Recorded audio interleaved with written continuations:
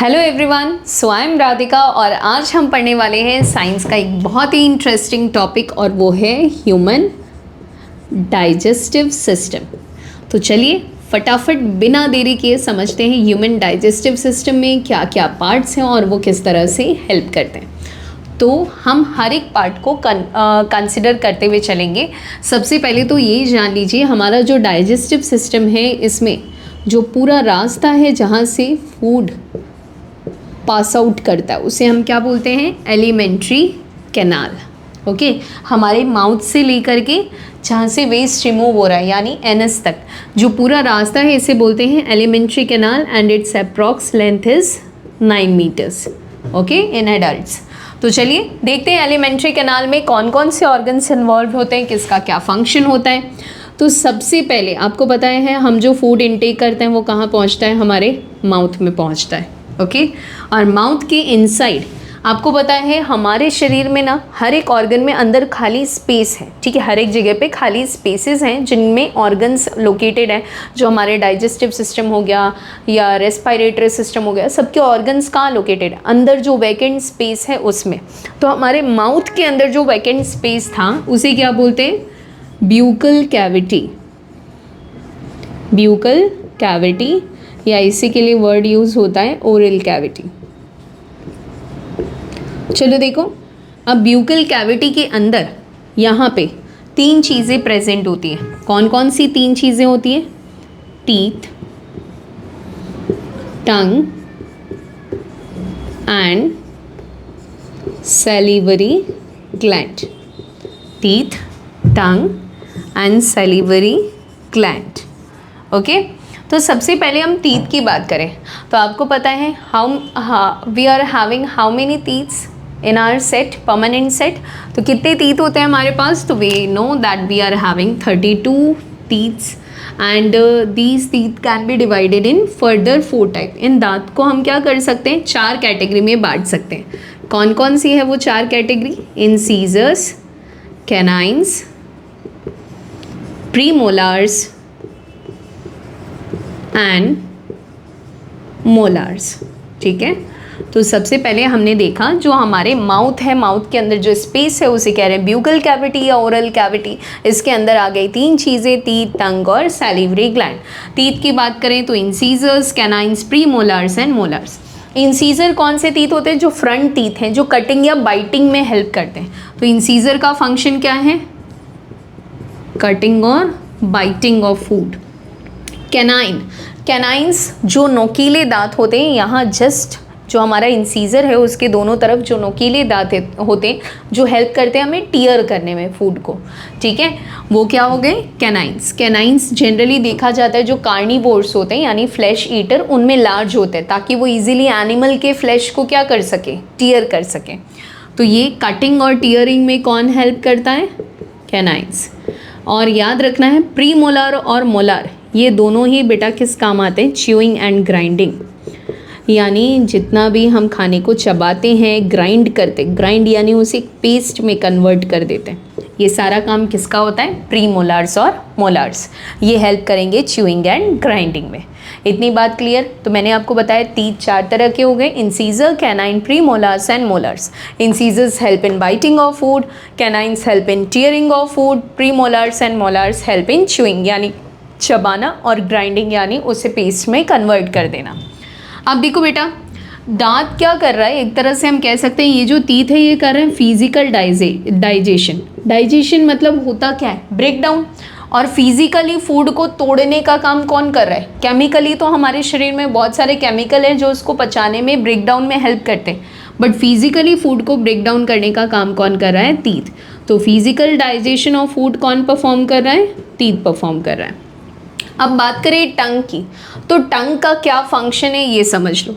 एक तो ये हमें टेस्ट प्रोवाइड करता है, सबको पता है खाने का जो हमें टेस्ट आता है किसकी मदद से आता है, by the help of tongue. दूसरी चीज़ हमें याद रखना है बेटा, टंग हेल्प करता है किस में, स्वैलोइंग ऑफ फूड। खाने को निगलने में कौन हेल्प करता है, टंग। और खाने को, ठीक है, फूड को सलाइवा के साथ हमारे माउथ में क्या होता है, फूड मिक्स होता है किस में, सलाइवा में। तो फूड जब सलाइवा में मिक्स हो रहा है ठीक है, हमारे माउथ में जो वाटरी लिक्विड है उसको क्या बोलते हैं, सलाइवा। तो फूड और सलाइवा जब मिक्स हो रहे हैं तो इनको मिक्स करने में भी रोल किसका आता है, टंग का। और ये जब मिक्स हो जाते हैं तो जो मिक्सचर बनता है उसको क्या बोलते हैं, बोलस। आपने नोटिस किया होगा बेटा, जब हम खाने को पूरी तरह से चबा लेते हैं दांत से, वो एकदम पेस्ट जैसा बन जाता है और सलाइवा में मिक्स होके एकदम सॉफ्ट डो जैसा क्रिएट हो जाता है, उसको हम क्या बोलते हैं, बोलस। ओके, अब देखो ये तो हो गए टंग के फंक्शन। एक तो ये हमें टेस्ट प्रोवाइड कर रहा है, स्वालो यानी खाने को निगलने में हेल्प कर रहा है, और फूड को सलाइवा के साथ मिक्स कर रहा है। अब तीसरा जो फंक्शन है वो हम किसका पढ़ने वाले, सैलिवरी ग्लैंड।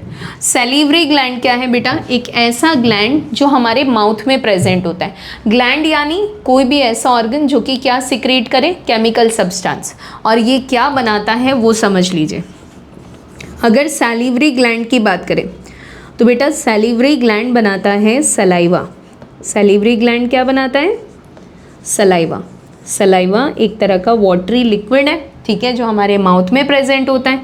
सलाइवा के अंदर एक एंजाइम पाया जाता है। एंजाइम यानी ऐसा केमिकल जो रिएक्शन में खुद पार्टिसिपेट नहीं करेगा लेकिन रिएक्शन की स्पीड को क्या करेगा, बढ़ा देगा।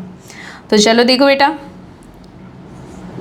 कौन सा एंजाइम पाया जाता है, salivary amylase.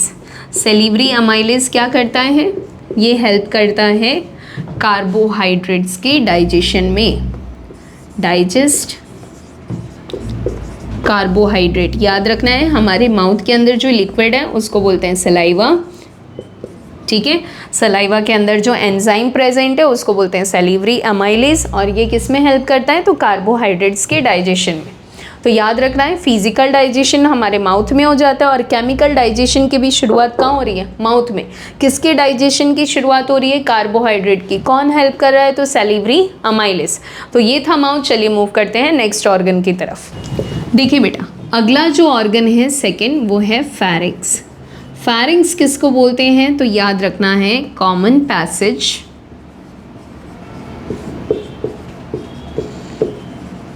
Common passage of food pipe and wind pipe.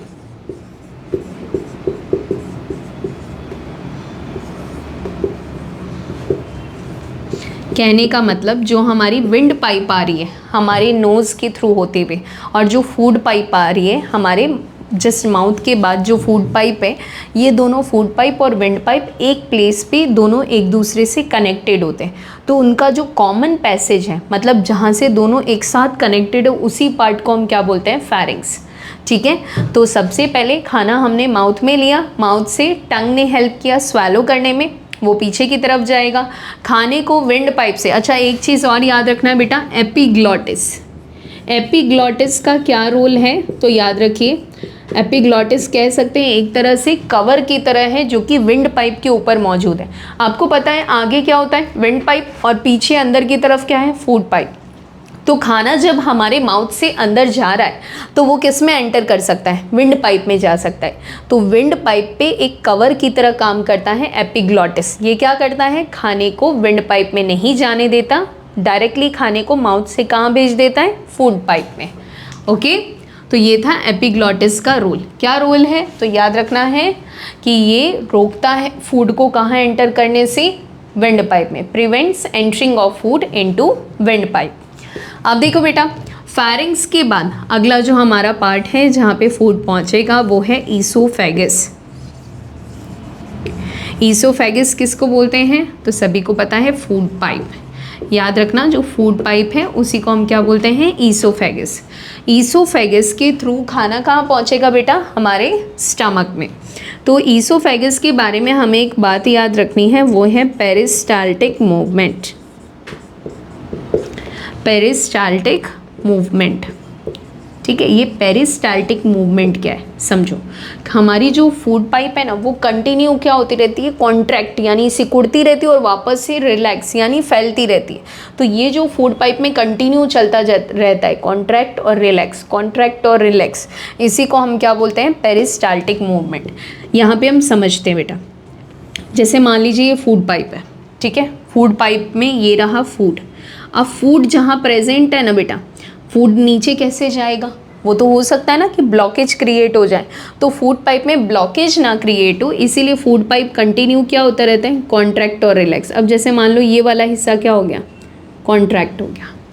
Contract होने की वजह से यहाँ क्या क्रिएट होगा, एक प्रेशर, प्रेशर के कारण फूड कहाँ आएगा, नीचे, और ये वाला हिस्सा क्या हो गया, रिलैक्स, तो फूड कहाँ चला जाएगा, नीचे चला जाएगा।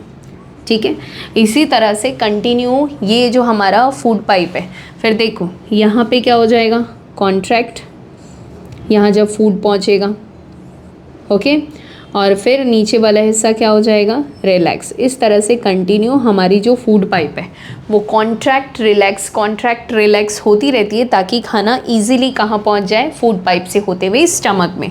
तो फूड पाइप में ये जो मूवमेंट हो रहा है इसे को हम क्या बोलते हैं, peristaltic movement. I hope so आपको समझ में आ गया होगा।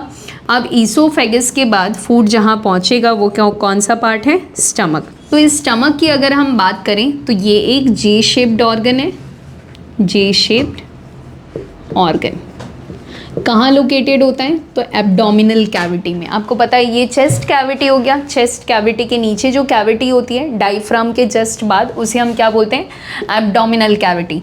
एब्डोमिनल कैविटी में लोकेटेड है हमारा stomach on the left side. तो जो लोग बोलते हैं कि ये हमारा स्टमक पूरा है, वो स्टमक पूरा नहीं होता। स्टमक कितना हिस्सा होता है, only the left side. Left side में जे शेप्ड ऑर्गन है और वो होता है स्टमक।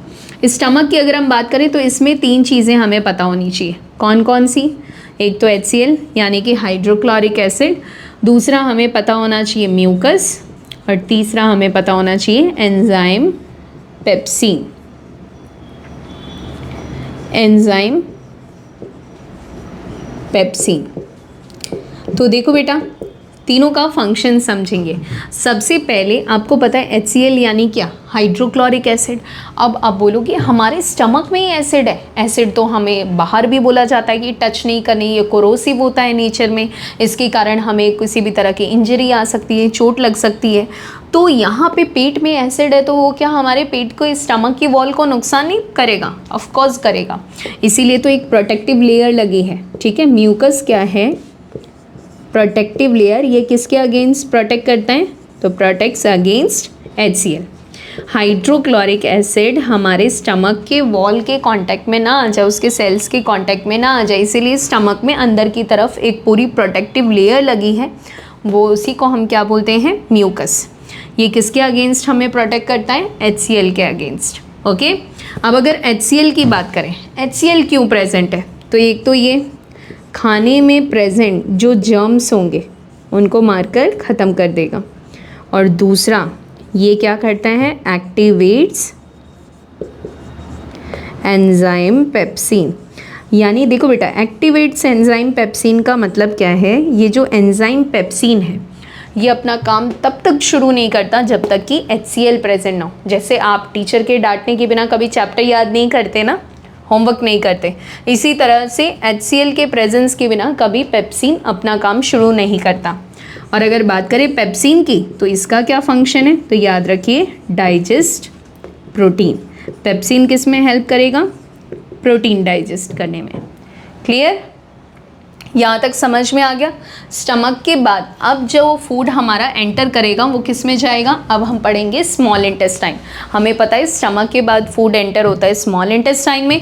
तो चलिए फटाफट आगे बढ़ते हैं। जैसे बेटा हमारा जो फूड पाइप है ना, फूड पाइप से भी खाना डायरेक्टली स्टमक में नहीं चला जाता, वहाँ पर भी क्या होती है, वाल्व होती है। इन वाल्व को हम क्या बोलते हैं, स्फिंक्टर मसल। क्या बोलेंगे बेटा, याद रखना है, क्या नाम है, स्फिंक्टर मसल। स्फिंक्टर मसल ये ओपन और क्लोज होता है, और इसी की मदद से, ये जो वाल्व है इसी की मदद से खाना नेक्स्ट पैसेज में पहुंचता है, नेक्स्ट ऑर्गन तक पहुंचता है। तो एक स्फिंक्टर के बाद खाना कहाँ पहुंचेगा, स्मॉल इंटेस्टाइन। अब ये जो स्मॉल इंटेस्टाइन में फूड आया ना, स्मॉल इंटेस्टाइन में क्या होता है, जब फूड पहुंचता है तो उसके पास 2 अलग अलग ग्लैंड से जूसेस आते हैं। देखो स्मॉल इंटेस्टाइन के पास 2 अलग अलग ग्लैंड से क्या आएंगे, डाइजेस्टिव जूसेस आएंगे। कौन कौन से ग्लैंड है, तो याद रखिए पहला है लिवर। लिवर के बारे में क्या जानना है हमें, पहले ये पता होना चाहिए हमारे शरीर का सबसे बड़ा ग्लैंड कौन सा है, लिवर है। ठीक है, ये जो जूस बनाता है इसे हम क्या बोलते हैं, बाइल जूस। ठीक है। बाइल जूस नेचर में कैसा होता है? अल्कलाइन। अल्कलाइन यानी बेसिक होता है। ओके, बाइल जूस अल्कलाइन होता है नेचर में। और क्या याद रखना है? बाइल जूस में प्रेजेंट होते हैं बाइल सॉल्ट। क्या प्रेजेंट होते हैं? Bile salt. ठीक है, बाइल जूस में प्रेजेंट है बाइल सॉल्ट। बाइल सॉल्ट किस में हेल्प करते हैं? Emulsification of fats. Emulsification of fats. Emulsification of fats का मतलब क्या होता है? फैट्स के बड़े बड़े ग्लोब्यूल्स को छोटे छोटे ग्लोब्यूल्स में कन्वर्ट करना। तो लिवर के बारे में हमें क्या पता चला? ये शरीर का सबसे बड़ा ग्लैंड है। ये जो जूस बना रहा है वो हो गया बाइल जूस। नेचर में अल्कलाइन होता है, इसके अंदर बाइल सॉल्ट प्रेजेंट होता है। बाइल सॉल्ट किस में हेल्प करेगा? तो फैट्स के इमल्सिफिकेशन में। इमल्सिफिकेशन यानी फैट के बड़े ग्लोब्यूल्स का छोटे ग्लोब्यूल्स में ब्रेकडाउन। और बाइल जूस के बारे में बेटा हमें और क्या याद रखना है? ये इसका भी काम है एक्टिवेट करना। ठीक है, किसको एक्टिवेट करना? पैनक्रियाटिक जूस को। देखो, पैनक्रियाज भी एक ग्लैंड है जो कि पैनक्रियाटिक जूस बनाता है। और पैनक्रियाटिक जूस तब तक अपना काम नहीं करता जब तक कि उसे क्या ना मिले? Bile juice. ठीक है, तो याद रखना है बाइल जूस का एक तो फंक्शन है कि उसमें बाइल सॉल्ट है जो कि हेल्प करेंगे मल्सिफिकेशन ऑफ फैट्स, और दूसरा बाइल जूस एक्टिवेट करता है पैनक्रियाटिक जूस को। ठीक है, हेल्प करता है कि पैनक्रियाटिक जूस एक्टिवेट हो और वो अपने फंक्शन को परफॉर्म कर सके। क्लियर? समझ में आ गया इतना आपको? तो अब हम मूव करते हैं पैनक्रियाज। पैनक्रियाज की बात करें, हम स्मॉल इंटेस्टाइन पे आएंगे एक बार, पहले हम दोनों ग्लैंड के बारे में पढ़ लेते हैं। एक तो लिवर हो गया, दूसरा हो गया पैनक्रियाज। पैनक्रियाज की अगर हम बात करें, ये जो जूस बना रहा है बेटा उसे क्या बोलते हैं? Pancreatic juice. क्या बोलेंगे? Pancreatic juice. पैनक्रियाटिक जूस की बात करें तो इसमें प्रेजेंट होते हैं एंजाइम्स। कौन कौन से एंजाइम्स हैं? चलिए देख लेते हैं। एक होता है अमाइलेज, ठीक है, फिर होता है लिपेज, और तीसरा है ट्रिप्सिन। अमाइलेज, लिपेज और ट्रिप्सिन। अमाइलेज याद रखना है किसको हेल्प करता है डाइजेस्ट करने में? तो कार्बोहाइड्रेट। 3 एंजाइम है, तीनों अलग अलग को डाइजेस्ट करने में हेल्प करते हैं। अमाइलेज डाइजेस्ट करेगा कार्बोहाइड्रेट को, लिपेज करेगा फैट्स को, और ट्रिप्सिन किसको करेगा? प्रोटीन को। तो इस तरह से पैनक्रियाज में जो एंजाइम्स है वो हेल्प करेंगे कार्बोहाइड्रेट, फैट, प्रोटीन तीनों के डाइजेशन में। और स्मॉल इंटेस्टाइन के खुद के भी डाइजेस्टिव जूसेस होते हैं। अल्टीमेटली स्मॉल इंटेस्टाइन में जो खाना है वो पूरी तरह से कंप्लीट डाइजेशन हो जाता है, खाने का डाइजेशन कंप्लीट। ठीक है,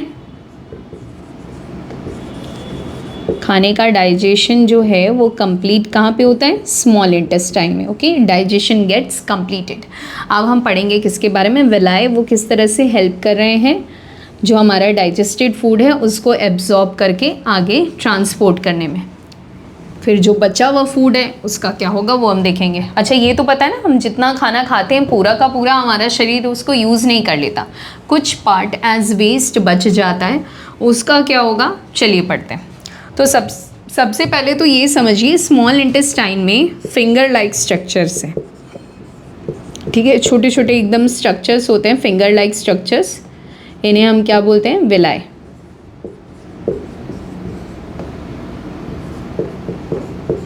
फिंगर लाइक स्ट्रक्चर्स प्रेजेंट है, क्या बोलते हैं? विलाय। ओके, और ये जो विलाय हैं ये क्या करते हैं? एब्जॉर्ब कर लेते हैं फूड को, डाइजेस्टेड फूड को, और ट्रांसपोर्ट कर देंगे ब्लड के पास। अच्छा, ये पता है डाइजेशन के बाद फूड सिंपलेस्ट फॉर्म में किस में कन्वर्ट होता है? तो आपको बता देती हूँ, कार्बोहाइड्रेट जब पूरी तरह से डाइजेस्ट हो जाएगा तो वो कन्वर्ट होता है ग्लूकोज में। ओके, प्रोटीन कन्वर्ट होता है अमीनो एसिड में, और साथ में जो फैट्स है वो कन्वर्ट होता है फैटी एसिड एंड ग्लिसरॉल में। ओके, सो डाइजेशन के बाद कार्बोहाइड्रेट ग्लूकोज में बदल जाएगा, प्रोटीन अमीनो एसिड, और फैट फैटी एसिड और ग्लिसरॉल। और जो बचा हुआ फूड वेस्ट है वो स्मॉल इंटेस्टाइन से पहुंच जाएगा लार्ज इंटेस्टाइन में। ओके, स्मॉल इंटेस्टाइन के बाद कहाँ पहुंचेगा? Large intestine. अब बात करें बेटा लार्ज इंटेस्टाइन की।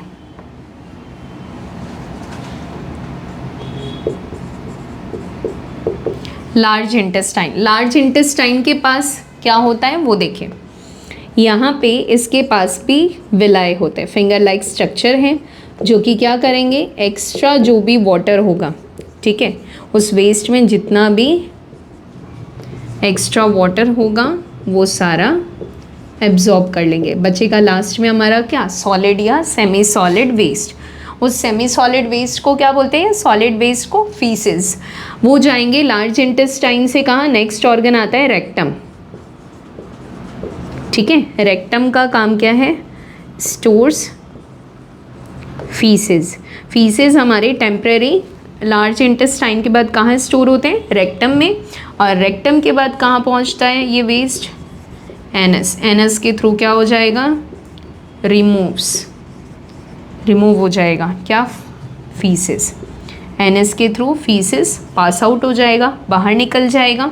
और इसका जो ओपनिंग और क्लोजिंग है वो कौन कंट्रोल करता है, तो याद रखना controlled by anal sphincter muscle. यहाँ पे भी क्या होती है, स्फिंक्टर मसल होती है, जो क्या करती है, एनस के ओपनिंग और क्लोजिंग को कंट्रोल करती है। क्लियर, ये समझ में आ गया होगा, आई होप सो। तो ये था हमारा डाइजेस्टिव सिस्टम। इसमें एक चीज़ रह गया जो कि कई बार आपसे पूछ लेता है कि जो हमारा डाइजेस्टिव सिस्टम है, अच्छा आपको पता है उसमें एक और ऑर्गन दिया, आपके बुक में जो डायग्राम दिया उसमें एक ऑर्गन और दिया है जिसे हम वेस्ट ऑर्गन के तौर पे जानते हैं। डाइजेस्टिव सिस्टम का वेस्ट ऑर्गन जिसका डाइजेशन में कोई रोल नहीं होता, वो कौन सा ऑर्गन है, अपेंडिक्स। अपेंडिक्स याद रखिए, it is a waste organ of digestive system. Digestion of food में इसका कोई रोल नहीं होता, लेकिन हाँ कभी अगर फूड वेस्ट या फूड का कुछ कंपोनेंट अगर अपेंडिक्स में चला जाए तो वो हमें नुकसान ज़रूर करता है, बहुत ज़्यादा इनबेरेबल पेन होता है, कई बार ऑपरेट करवाना पड़ता है, बट अपेंडिक्स का डाइजेशन में कोई रोल नहीं होता। तो ये था हमारा ह्यूमन डाइजेस्टिव सिस्टम, ये हो गया हमारा टॉपिक कंप्लीट। लास्ट में हमें एक चीज़ पता होनी चाहिए, जो हमारा एक्स्ट्रा फूड है वो कहाँ स्टोर होता है, तो याद रखिए extra food is stored in liver in the form of glycogen. Okay, so see you then.